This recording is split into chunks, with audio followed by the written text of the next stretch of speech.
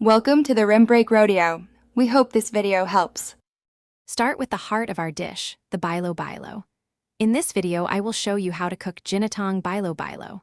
First, combine 2 cups of glutinous rice flour with 1 cup of water in a large bowl.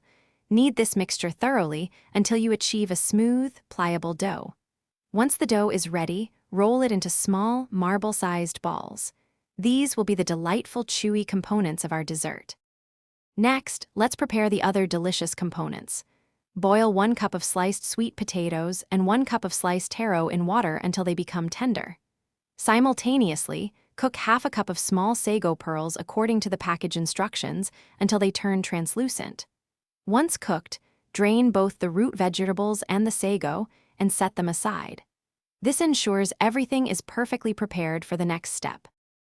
Now for the rich and creamy base. In a large pot, combine 4 cups of rich coconut milk with 1 cup of brown sugar. Stir this mixture gently as you bring it to a simmer over medium heat. Once simmering, carefully add 1 cup of sliced ripe jackfruit and half a cup of sliced plantains. These fruits will infuse the coconut milk with their natural sweetness and aroma, creating a truly irresistible foundation. Finally, let's bring everything together.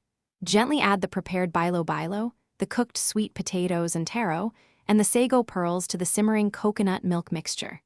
Continue to cook for about 5 to 7 minutes, or until the bilo bilo balls float to the surface, indicating they are fully cooked. Just before serving, stir in half a cup of toasted desiccated coconut for an extra layer of texture and flavor. Enjoy this delightful dessert. Thanks for watching. Consider subscribing if we helped you.